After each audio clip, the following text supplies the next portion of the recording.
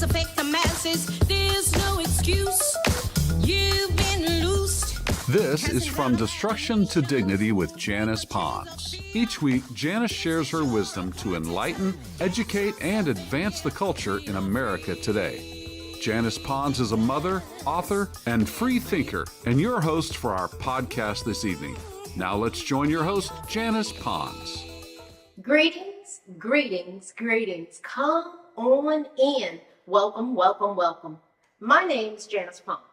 I am the host on this broadcast, From Destruction to Dignity, Clinical Perspective, Spiritual Truths. Tonight, we're going to keep on this journey that we're on. Yeah, I love doing this. I love us talking together, we the people, focusing on a specific path for these months that we've been gathering together related to gaining a clearer understanding regarding our nations, how it's structured, how it's supposed to work. We're going to get back to the Constitution, but we got an election coming up, and I got something to say. We got our flag here. We got our presidential seal. We're going to continue to pray for each other. I have a particular concern about the ones that are living paycheck to paycheck and barely making ends meet. That's a lot of Americans. Last time I checked, it was 78% of us that are in that situation. And this election has a strong impact on what's going to happen to all these economic dynamics in our nation. Who's going to be our leader? Who needs to be our leader? Who can best lead this nation in the direction that it needs to go? For me and millions of others, a huge issue is the protection of our children specifically. Oh yeah, that's an issue. The indoctrination process that's going on with them. This current administration has called parents who show up at school and school board meetings. They have used the term domestic terrorists. Oh, what does that mean? That was strong language for parents who were wanting to protect their minor dependent children. One thing I know about President Trump is that he wants to keep us safe. That I know. His policy said it all.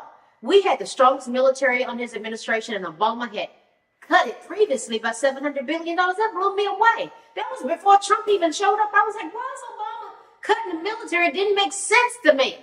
I didn't even know what I know now. I know a lot more now than I knew back then. But God told me what he was going to do.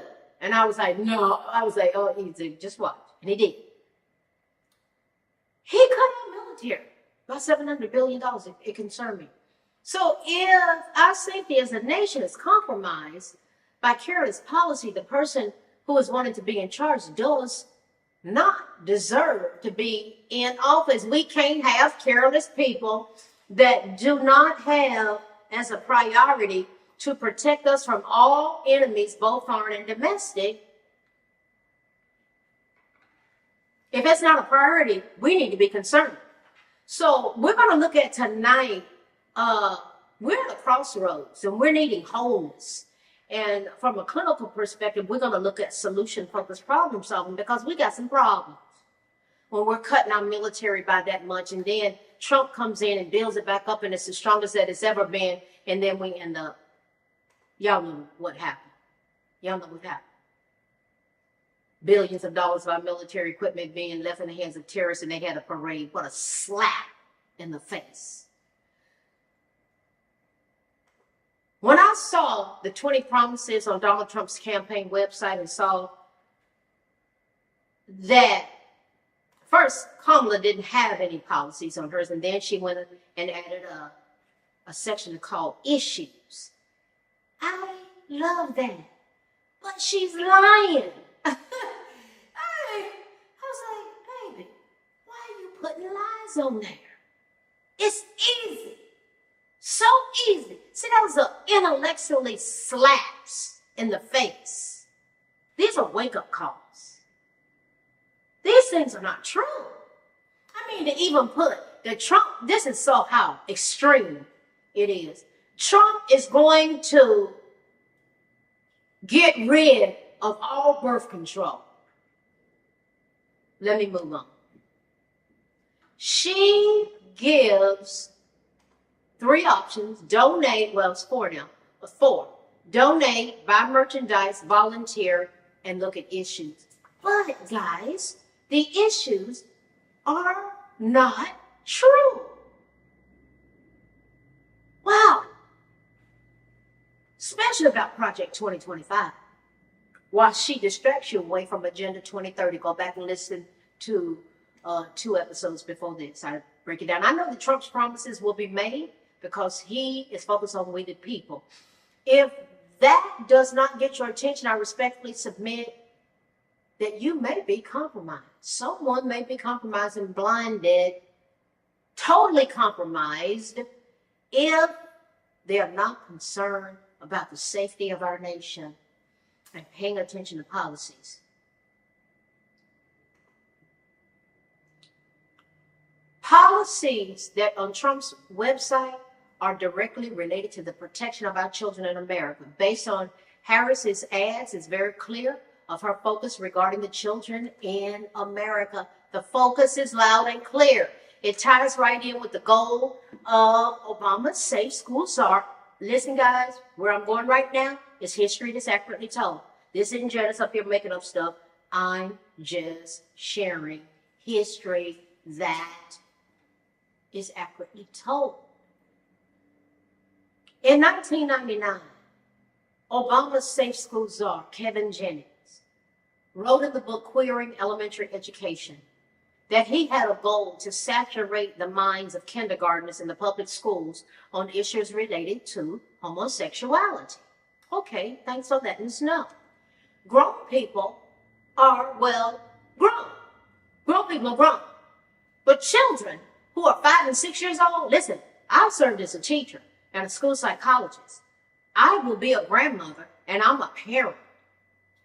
And I have been a mental health clinician with children that were so abused and taken advantage of that they ended up on an inpatient psychiatric unit at the ages of 5 and 6, 4, 5, and 6 years old. That's what I cut my teeth on in terms of inpatient mental health treatment.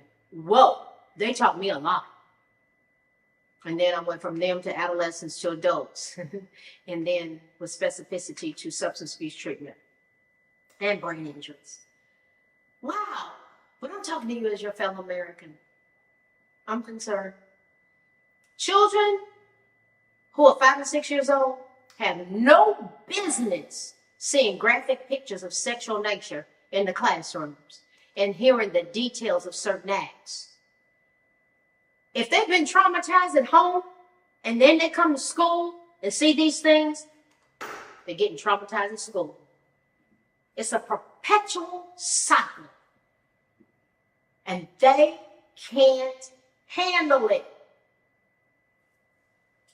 10 years after Kevin Jennings had wrote in the book Queering Elementary Education in 1999 that he wanted to start a saturation process in the minds of kindergartners related to homosexuality, okay, he had a right to write that. It's called freedom of speech. But 10 years later, Obama appointed him to be over the public schools in America as a safe school czar, and Jennings propelled forward with his vision.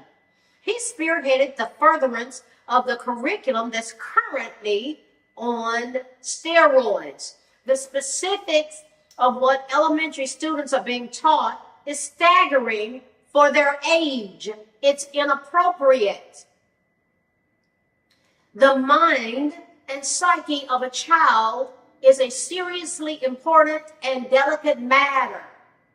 There is an agenda that has a goal to commandeer total control, and that plan is in full operation. They boldly even sing songs about it in their own words last summer, gleefully singing, "We're here, we're queer, we're coming for your children." As my 100-year-old mama says, I'm just telling you what they told me.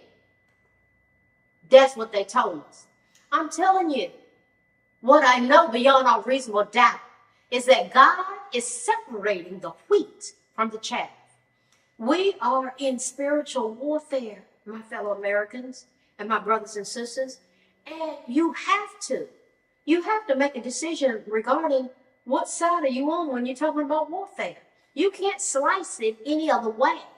For me, having been a teacher, a school psychologist, a clinical consultant, a licensed clinician, working directly with children and their families who've been terrorized, traumatized, having being a licensed minister for 37 years now, among other things. God has graced me to do 14, 15 different professional experiences, and they've all been so varied and different. The choice has never been more clear. I don't know it all, but I know a couple of things. The innocence of our children has been totally obliterated. Totally. Folk can mess around if you want to, but all will stand before God and give an account for their alignment as it relates to children. God is not pleased with the indoctrination process that's being crammed down their throats. They're being traumatized in school. Rest assured, there is accountability. Our nation is in a dire need of unifying. I honestly believe that there is enough of us who are mature enough to sit down around some tables and solve some problems that can change our nation. Thus, let's look at our clinical perspective. Solution-focused problem solving. Tonight, we've been looking at this election. America's at the crossroads. We need wholeness. And if we need wholeness, we need mature people that will sit down at a table. I don't give a rip about political parties. I care about America. I care about these children. I care about policies and the protection of we the people and the citizens thereof. There's 6 steps to a solution-focused problem-solving model that we're going to look at. It's very popular. Let's dissect it together. This solution-focused model for problem-solving is used to address the many challenges that arise in a workplace. While many people regularly solve problems, there are a range of different approaches that can be used to find solutions. We need solutions, guys. Complex challenges for teams, working groups, and boards are usually solved more quickly by using a shared, collaborative, and systemic approach to problem solving. Now, there are advantages to having a model. It provides a focused procedure for problem solving. PS, problem solving groups. What else does it do? It ensures consistency as everyone understands the approach to be used. By using data, it helps eliminate bias and preconceptions, leading to greater objectivity. It helps to remove divisions and encourages collaborative working. It stops problem-solving groups diverging into different groups. It keeps us focused. Keeps us focused, yeah. It also helps us to reach a consensus. Imagine that as a nation, if there's things we can come to a consensus about. It eliminates the confusion caused when people use different problem-solving techniques on the same issue. Yeah, let's keep looking at this together. It makes the decision-making process easier. It provides a justifiable solution. These 6 steps are followed in order as a cycle. And it begins with identifying the problem. What is a problem? Each step must be completed before moving on to the next one. The steps are repeatable. At any point, the group can return to an earlier step. That's important. Let's go back and dissect. Let's look at that. We need to re-examine some things and proceed from there. For example, once a real problem is identified, you have to get to the root. What I tell groups and organizations I work with, here we are going around Robin Hood's barn for the 50th time. But let's get to the root. Determine the root cause of the problem. The group may return to the first step to redefine the problem. So here are some steps to consider. Define the problem. You have to be specific. Determine the root cause of the problem. We have to be specific. Next, develop alternative solutions. Select a solution. Implement the solution. Evaluate the outcome. The process is one of continuous improvement. The goal is not to solve, and we'll get to solving. Why? Because we're going to evolve, adjusting the solution continually as new challenges emerge through repeating the 6-step process. So let's look at it a little more closely. Step 1, define the problem. It's about diagnosing the problem. We look at context, background, symptoms of the issue. Once the group has a clear grasp of what the problem is, they investigate the wider symptoms to discover the implications of the problem, who it affects, how urgent or is it important to resolve the symptoms. At this stage, you can use techniques. You use brainstorming, interviewing, questionnaires. You got to get to the root of it. You got to know what it is. As more symptoms are found, it clarifies.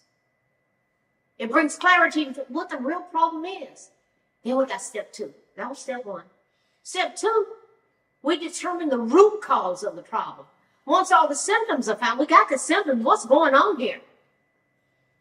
Once the symptoms are found, the problem's diagnosed, and an initial definition is agreed upon, and the problem-solving group begins to explore what has caused the problem. In this step, the problem-solving team will use tools such as diagrams and charts and patterns and percentages, root cause analysis to get to the root cause. At this stage, the group may return to step 1 to revise the definition of the problem. Then we got step 3. We got to dissect this thing. It's a different way of thinking. Man, and see, I taught my son how to do this when he was 6, 7, 8 years old. Put it on the wall. He came, Mom, I don't know what. So hold on. Let's look at the wall. What step are you on in this 6-step process? Change his life. Let's look at step 3. Develop alternative solutions analytically analyze it. Creative problem solving, it's about creating a variety of solutions, not just one. We're doing it together. This is a team. Often the most obvious answer is not the most effective solution to the problem. The problem solving group focuses on finding as many solutions to the problem, no matter how outlandish it may seem. Just put it on the table. We're not judging it. Let's go there. Look at how each solution relates to the root cause and symptoms of the problem. Deciding if different solutions can be merged in together to give a better answer to the problem is important.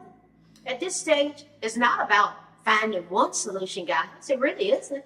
But it's about eliminating options that will prove less effective at dealing with both the symptoms and the root cause. We're talking about teaching our children how to think like this. We're talking about we need wholeness. This is a powerful structure and framework for it. Step 4, select a solution to the 4th step. That's the 4th step. We look at the selected potential solutions and narrow it down to one. Narrow it down. This applies to looking at 2 key questions. One is, which solution is most feasible? The second question, which solution uh, is favored by those who will implement and use it. That's a powerful discussion. Feasibility is ascertained by deciding if a solution can be implemented within an acceptable time frame. Is it cost effective? Is it reliable? Is it realistic? Will it make resource usage more effective? Can we adapt to conditions as they evolve and change? Are there risks involved that are manageable? Risk management. I work at a hospital. I'm a director of the hospital, and we talk about risk management all the time. You have to go there. What about training our children to think, wait a minute, hold on, whoa, whoa, whoa, whoa, whoa. What you getting ready to do? What are you getting ready to do? Is there a risk? Risk management. Will it benefit the organization? Will it benefit the group? Will it benefit the people? Which solution is favorable? Acceptance by the people who will use and implement the solution is key to the success. We can do this. This is America. You can't tell me we can't implement this. This is where the previous steps come into play. To users and implementers, a solution may seem too radical, complex, or unrealistic. The previous two steps help justify the choices made by the group and offer a series of different viable solutions for users and implementers to discuss and select from. Step 5, implement the solution. Once the solution has been chosen, initial project planning begins and establishes. You have a manager of it. Yeah. That's one who needs to be involved to implement the solution. When the project will start, the key milestones, what actions need to be taken before implementing the solution, what actions need to be taken during the implementation of the solution, and why are these solutions even necessary? Somebody's got to manage it. And the 6th step, evaluate the outcome. Evaluate the outcome. The project implementation now needs to be monitored by the group to ensure their recommendations are followed. Monitoring includes checking back, milestones are met, processing it, evaluating it, costs are contained if cost money is involved. Necessary work is completed.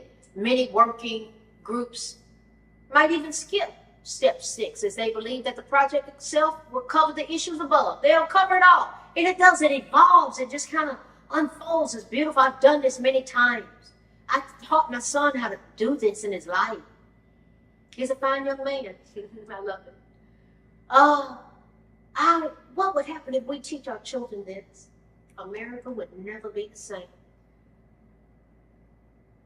Wow. This 6-step problem-solving model, it provides a shared, collaborative, and systematic approach to problem solving. Each step must be completed before moving on to the next one. However, the steps are repeatable. At any point, the group can return to an earlier step and proceed from there. You grow by doing that. You do it together. The goal is not to solve it necessarily, but to evolve it, to evolve together. But as you evolve, it's like, whoa, look at what we did. Adjusting the solution continually as new challenges emerge through repeating this 6-step process. Do you see how we can change America? Listen. What we've looked at tonight, we're closer and closer to a historic election. Get out and vote. Go vote early. Yes. We're at the crossroads. We need wholeness. And we need something that can help to structure us in moving forward with a process of wholeness. It's intentional. We plan it. And what I'm just proposing tonight is a way that we can do it. I've been involved in this in so many angles and so many ways. This process of solution-focused problem solving, it helps groups to get on track. We're so off track, but we can get on track. Why? We got some intelligent people in this nation. It enables a thorough investigation of the problem and solutions, and we search it out together. This is an American issue. And my concern is these children. And what can we get on track with to make them the most successful human beings? Because they're going to grow up and run this country. Listen, tonight we've looked at this nation. We're closer to the election. Go out and vote. Vote early. America at the crossroads, needing wholeness. A solution-focused problem-solving model that can help get us there. Remember, the scapegoats. We have become a nation of scapegoats, but we can turn that around. Who's the most scapegoated person on planet Earth? I say it's Donald John Trump. Yeah, and we can prove it real easily. Then, right in line with that, Trump 45. The Black Man and the Black Man Parallel, Dr. Howard Hatcher. One of the most powerful, riveting, thought-provoking books I've ever read. We honestly believe that it's a dynamic duo that can help to save this nation. It's going to provoke thought, it's going to bring awareness, and it is going to point us towards intervention. This man is brilliant, and I'm not too shabby myself. To God be the glory. We do glorify God. And then on my website, janicepons.com, me singing the patriotic tribute to this nation and to my God and my Savior. So Dr. Hatcher's book, Trump 45, The Black Man Parallel, Amazon.com. Remember, I am so thrilled to remind you again that it was a #1 seller in 3 categories. That blessed me so much. I was really pushing it, and we worked together as a team to make that happen. Government and Leisure, Government, Social Policy, Philosophy and Criticism, Amazon.com.